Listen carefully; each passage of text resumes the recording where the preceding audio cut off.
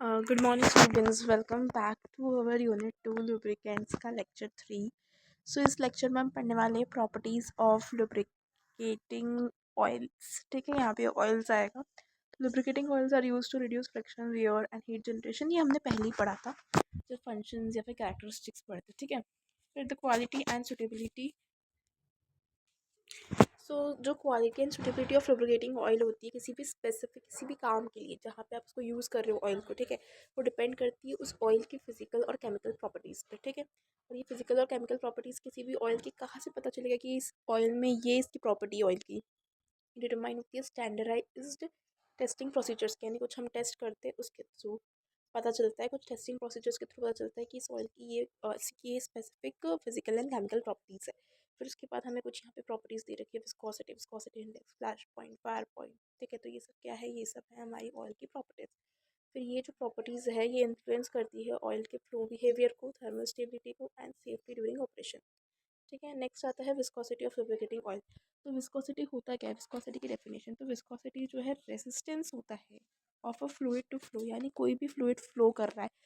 तो जैसे मैं अपने पानी को ढोल दिया, ठीक है, कहीं भी आपने फर्श पे या फिर फ्लोर पे मतलब पानी को ढोल दिया, तो जैसे आप पानी को ढोलोगे, आपने एक गिलास पानी ढोला तो वो पानी एक जगह नहीं रुका रहेगा, वो बहता जाएगा, वो आगे आगे पूरा फैल जाएगा ज़मीन पे.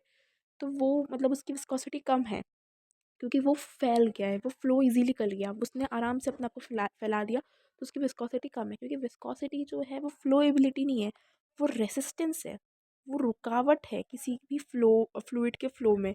यानी कोई भी फ्लूइड जो है जब फ्लो करने जाएगा तो उसमें जो जितनी ज़्यादा रुकावट होगी विस्कोसिटी जो है उतनी ज़्यादा होगी. ठीक है, तो ये इंडिकेट करता है कितना थिक और थिन जो है लुब्रिकेटिंग ऑयल है. अगर किसी की विस्कोसिटी ज़्यादा है मतलब वो फ्लो कम कर रहा है तो मतलब वो थिक ऑयल है. ठीक है, और किसी की विस्कोसिटी अगर कम है मतलब वो फ्लो ज़्यादा कर रहा है, जैसे पानी, तो पानी क्या है, थिन ऑयल, मतलब थिन है. ठीक है, ऑयल तो नहीं है. फिर हाई विस्कोसिटी तो थिकर ऑयल, लो स्लोली, वही low viscosity thinner oil, flow easily. Next आता है इम्पोर्टेंस. ठीक है, सो तो ये इंपॉर्टेंस किसकी, इंपॉर्टेंस है विस्कोसिटी की. ठीक है, तो जो विस्कोसिटी है वो अफेक्ट करती है film strength between machine parts, यानी किसी भी मशीन पार्ट्स के बीच में वो होल्ड करने की एबिलिटी. कोई भी आप लुब्रिकेटिंग ऑयल को लगा रहे हो और अगर वो ज़्यादा फ्लो कर रहा है तो वो टिकेगा ही नहीं दो दो सर्फेसिस के बीच में, तो फिर वो एज अ लुब्रिकेंट वर्क ही नहीं करेगा. तो उसकी विस्कोसिटी क्या हो जाएगी, वो इजीली फ्लो कर गया तो उसकी विस्कोसिटी कम हो जाएगी. तो इसलिए विस्कोसिटी जो है film strength between machine parts जो है उसको अफेक्ट करता है, फिर इन्फ्लुएंस करता है. फिर influence heat dissipation and energy consumption, heat के कंजप्शन और डिसिपेशन को भी जो है इन्फ्लुएंस करता है. Determine the ability to lubricate under different temperatures, कहीं टेम्परेचर ज़्यादा है तो वहाँ पे उसकी विस्कोसिटी के अकॉर्डिंग वो लुब्रिकेटिंग ऑयल कौन सा यूज़ करना है, ये सब अफेक्ट करती है. विस्कोसिटी जो है ऐसी प्रॉपर्टी है. फिर टेम्परेचर डिपेंडेंस, तो जैसे टेम्परेचर बढ़ेगा, अगर टेम्परेचर बढ़ेगा तो कोई भी ऑयल जो है वो पिघल जाएगा और बहुत ही इजीली फ़्लो करेगा. तो फ्लो कर रहा है तो उसकी विस्कोसिटी क्या हो जाएगी, कम हो जाएगी, क्योंकि विस्कोसिटी तो रेजिस्टेंस है, फ्लोएबिलिटी तो नहीं, रेजिस्टेंस टू फ्लो जो है किसी भी लिक्विड का वो विस्कोसिटी है. और अगर टेम्परेचर कम हो रहा है मतलब अगर ठंड बढ़ रही है तो फ्रीज़ हो जाएगा ऑयल, तो फ्लो करेगा ही नहीं, फ्लो नहीं करेगा तो विस्कोसिटी जो है बढ़ेगी. ठीक है, फिर मेजरमेंट इंस्ट्रूमेंट्स, यानी विस्कोसिटी को मेजर करने के ये इंस्ट्रूमेंट्स होते हैं. सबसे पहले एक रेडवुड विस्कोमीटर है, जिसमें अगर आप लोगों ने वो भी करा होगा, प्रैक्टिकल में रेडवुड विस्कोमीटर यूज़ करा होगा, जो इंडिया एंड यूके में यूज़ होता है प्राइमरली. फिर एक होता है सेबोल्ट जिसको बोलते हैं, एक एंगुलर विस्कोमीटर यूज़ होता है. ठीक है, बहुत ही ज़्यादा बेकार तरीके से पेन यूज़ करती हूँ मैं, sorry for that. Viscosity is usually expressed in seconds, viscosity किस में एक्सप्रेस होती है, उसकी यूनिट सेकंड्स में एक्सप्रेस होती है या फिर सेंटीस्ट्रोक्स में एक्सप्रेस्ड होती है. फिर विस्कोसिटी दो तरह की होती है, एब्सोल्यूट एंड काइनेटिक. इसकी डेफिनेशन आप रट लो, मैं तो यही बोलूँगी क्योंकि बहुत बार पूछी जाती है. So here you can see कि एब्सोल्यूट विस्कोसिटी जो है फोर्स है जो कि नीड होता है किसी भी फ्लूइड के द्वारा ताकि वो अपने इंटर मॉलिकुलर जो फ्रिक्शन है उसको ओवरकम कर सके. तो वो जो फोर्स होता है वो एब्सोल्यूट विस्कोसिटी होता है ताकि वो इजीली फ्लो कर सके. ठीक है, या फिर इसको अपन ऐसे भी डिफाइन कर सकते हैं कि टेंजेंशियल फोर्स मतलब एब्सोल्यूट विस्कोसिटी है क्या, फोर्स पर यूनिट एरिया है जो कि रिक्वायर्ड किया जाता है मेंटेन करने के लिए वेलोसिटी ग्रेडियंट को दो पैरेलल लेयर्स के बीच में. और ये जो एब्सोल्यूट विस्कोसिटी है ये डिनोटेड होता है बाय ईटा और म्यू से डिनोट होता है, या तो ईटा से या म्यू से डिनोट होता है. ठीक है, फिर आता है काइनेमेटिक विस्कोसिटी. तो काइनेमेटिक विस्कोसिटी जो है मेजर है किसी भी फ्लूइड के इंटरनल रेसिस्टेंस का, ताकि वो फ्लो कर सके ग्रेविटेशनल फोर्स के अंदर, ठीक है। फिर इसको हम डिटरमाइन करते हैं by measuring time in seconds required for a fix volume, and इसको हम डिनोट करते हैं न्यू से। ये है ईटा, ये है म्यू और ये है न्यू, ठीक है। तो इसको आप बेसिकली रट लो, क्योंकि ये थोड़ा सा लर्न करने में एंड समझने में तो डिफ़िकल्ट होता है, तो इसलिए आप इसको किसी भी ट्रिक्स से शॉर्टकट बना के आप इसको रट रट सकते हो, ठीक है। फिर यूनिट ऑफ विस्कोसिटी हम देखें तो डायनामिक एंड एब्सोल्यूट दोनों की हम यूनिट देखेंगे। तो जो IUPAC सिंबल है विस्कोसिटी का, वो ईटा है, ठीक है। और एंड डायनामिक विस्कोसिटी जो है वो म्यू से वो होती है, डिनोट होती है। और जो SI physical unit of dynamic viscosity जो है, SI यूनिट जो है वो पास्कल सेकेंड है डायनामिक की, ठीक है। एंड CGS यूनिट जो है डायनामिक विस्कोसिटी की, वो पॉइज या फिर सेंटीपॉइज है।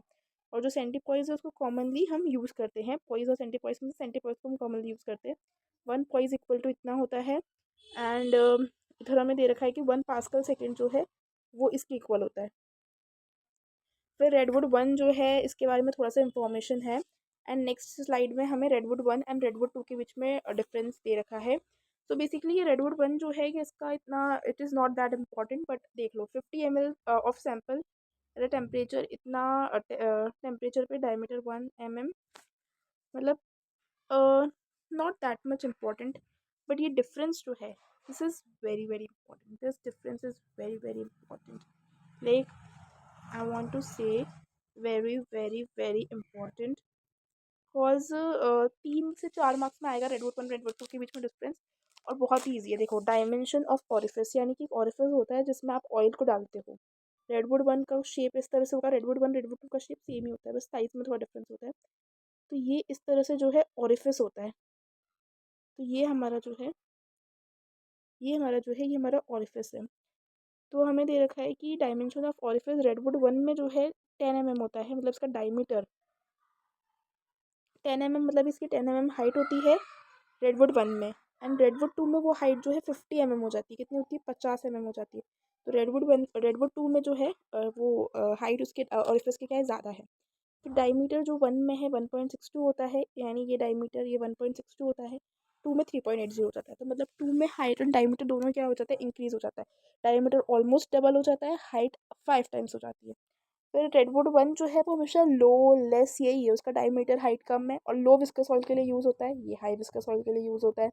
ओके, थोड़ा सा मैं इसको क्लियर कर लेती हूँ ताकि अगर आपको नोट्स बनाने हो तो it will be easy for you, ठीक है। फिर रिसीविंग फ्लास्क जो है, अब इसका सब लो लो करके ऐसे ही है, तो इसका जो रिसीविंग फ्लास्क है उसका भी स्मॉलर माउथ है, इसका रिसीविंग फ्लास्क का लार्जर माउथ है। फिर इसको हम यूनिवर्सल विस्कोमीटर बोलते हैं रेडवुड 1 को, मतलब it is also known as universal viscometer, and Redwood 2 is also known as admiralty viscometer. Okay, फिर आता है विस्कोसिटी इंडेक्स। तो विस्कोसिटी इंडेक्स हमने एक बार पहले भी देखा था प्रॉपर्टीज़ में लुब्रिकेटिंग ऑयल के, आई गेस कहीं तो अपन ने देखा था विस्कोसिटी इंडेक्स आया था कि हाई विस्कोसिटी इंडेक्स था उसका, तो मतलब विस्कोसिटी में चेंज टेम्परेचर का क्या था, कम था। तो हमें दे रखा है विस्कोसिटी इंडेक्स जो है मेजर है कि किस तरह से एक लुब्रिकेंट जो है, एक किस तरह से एक लुब्रिकेंट की विस्कोसिटी जो है चेंज होती है टेम्परेचर के साथ।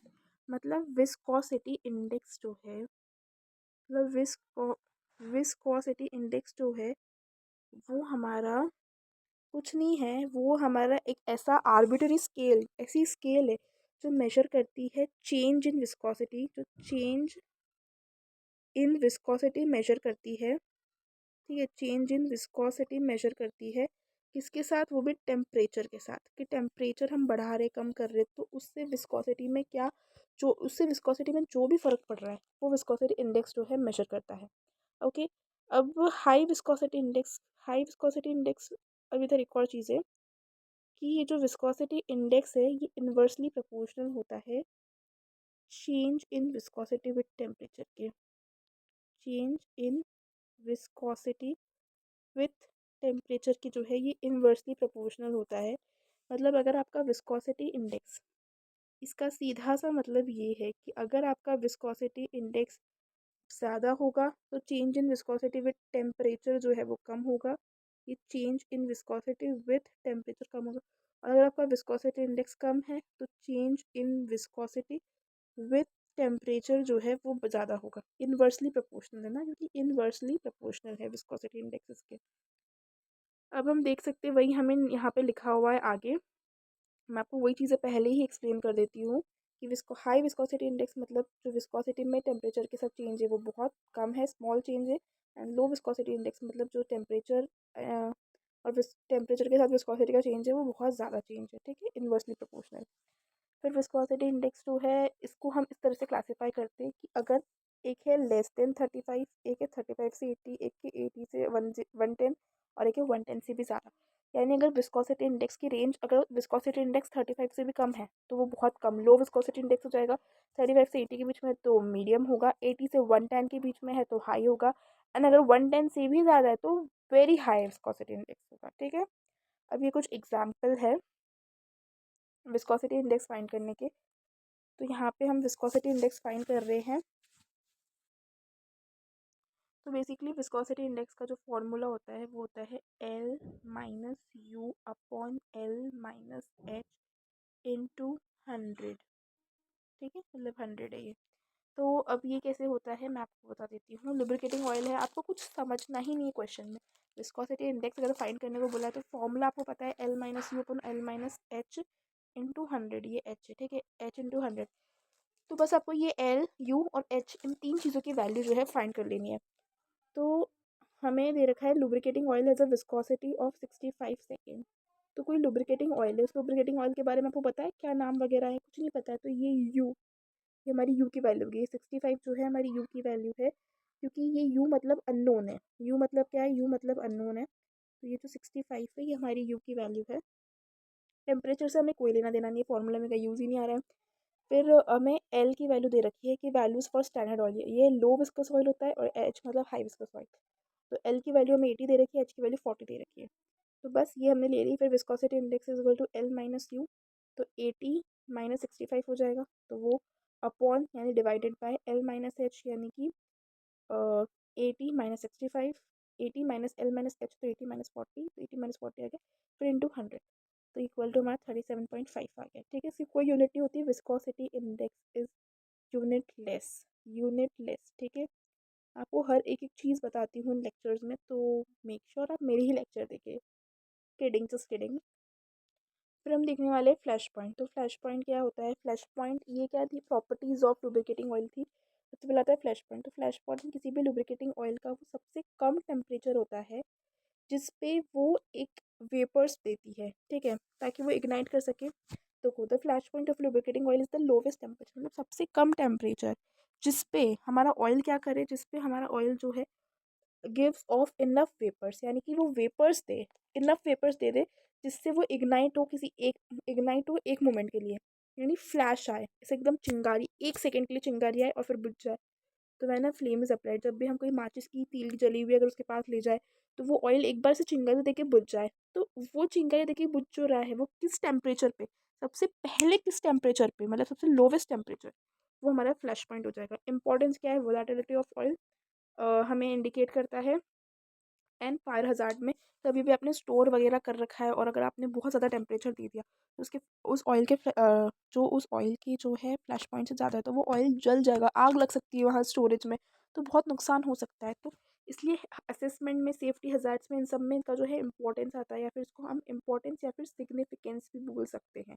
तो दो कर लेना या डिफाइन कर लेना, 2 मार्क्स में आ जाता है कि व्हाट इज़ फ्लैश पॉइंट या फिर what is fire point and right its significance, तो यू शुड नो दिस, ठीक है। अब फ्लैश पॉइंट जो है डिटरमाइन करने के हमारे पास 2 अपैरेटस होते हैं, एक ओपन कप मेथड होता है, क्लोज कप मेथड होता है।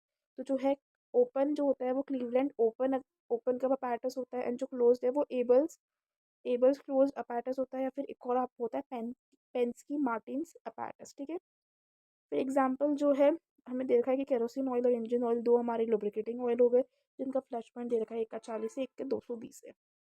फिर फायर पॉइंट, तो फायर पॉइंट फ्लैश पॉइंट था कि मतलब ऑयल जो है सिर्फ एक बार ऐसे चिंगारी दे के बुझ जाए। फायर पॉइंट मतलब चिंगारी नहीं दे पर ऑयल जलता रहे, मतलब ऑयल जलने लग जाए, वो फायर पॉइंट होता है। तो फायर पॉइंट वो टेम्परेचर होता है, ये भी मिनिमम टेम्परेचर होता है, ओके। तो ये जो फायर पॉइंट होता है ये भी हमारा मिनिमम टेम्परेचर ही होता है जिस पे जो ऑयल है वो कंटिन्यू टू बर्न, यानी ऑयल जो है वो जलता रहे, नॉट जस्ट फ्लैश, सिर्फ एक फ्लैश नहीं दे पर जलता रहे, कब तक, at least for 5 second when ignited, जब आपने उसको इग्नाइट करा, जब आप एक माचिस की जलती हुई तीली उसके पास ले गए, तो एटलीस्ट अगर 5 सेकेंड तक वो जलता रहा, तो वो टेम्परेचर सबसे पहली बार जब ये ऐसी चीज़ तो सबसे पहली बार जब ये चीज़ होएगी तो वो लोवेस्ट टेम्परेचर होगा और वो हमारा फायर पॉइंट कहलाएगा। सिग्निफिकेंस की एक कैरेक्टरिस्टिक है, मतलब कि फायर पॉइंट तो हमेशा फ्लैश पॉइंट से ज़्यादा ही होगा, थोड़ा ज़्यादा ही टेम्परेचर देना पड़ेगा फ्लैश पॉइंट से तभी वो जलेगा। तो always higher than flash point. और कितना डिफरेंस होता है फ्लैश एंड फायर पॉइंट में? 5 से 10 डिग्री का। फिर एक इसका सिग्निफिकेंस है फायर पॉइंट का, ये कंबस्टिबिलिटी ऑफ लुब्रिकेटिंग ऑयल जो है इंडिकेट करता है, और ये जो है वोलेटिलिटी ऑफ ऑयल इंडिकेट करता था फ्लैश पॉइंट। और फायर पॉइंट जो है कंबस्टिबिलिटी। फिर वही सेफ्टी के लिए, हाई टेम्परेचर एप्लीकेशन में सेफ्टी के लिए जो है ये क्रूशियल होता है फायर पॉइंट जानना। फिर some same instruments as flash point, जो इंस्ट्रूमेंट हम फ्लैश पॉइंट के लिए यूज़ करते थे, जैसे कि ओपन कप अपैरेटस, ये close cup apparatus Cleveland Pensky का, वही हम सेम जो है फ्लैश पॉइंट के लिए यूज़ करते हैं, फायर पॉइंट के लिए यूज़ करते हैं। ठीक है, तो same instruments as flash point often using the Cleveland, mostly हम जो है क्लीवलैंड ओपन कप यूज़ करते हैं। अब हमें जो है कंपैरिजन टेबल दे रखी है of flash and fire point. तो जो फ्लैश पॉइंट है उसका मतलब है कि वेपर्स इग्नाइट कर रहे हैं मोमेंटरीली। मोमेंटरीली मतलब एक मोमेंट के लिए। और इसमें वेपर्स जो है वो सस्टेन कर रहे हैं बर्निंग, यानी वेपर जो है जलते रह रहे हैं। ठीक है, इसमें टेम्परेचर कम चाहिए, इसमें ज़्यादा चाहिए। फिर ये वोलेटिलिटी इंडिकेट करता है, ये कंबस्टिबिलिटी इंडिकेट करता है। एप्लीकेशन सारे फ्यूल्स और ऑयल में आपको फ्लैश पॉइंट पता होना चाहिए। और हाई टेम्परेचर मशहूर lecture 3 of this unit 2। Now 2 lectures बचे हैं, लेक्चर 4 एंड लेक्चर 5, फिर हमारा जो लुब्रिकेंट यूनिट है वो एंड हो जाएगी। Make sure you like, share and subscribe this channel, and comment me down how you are liking this videos or not. Feedback, give your feedback, and bye guys.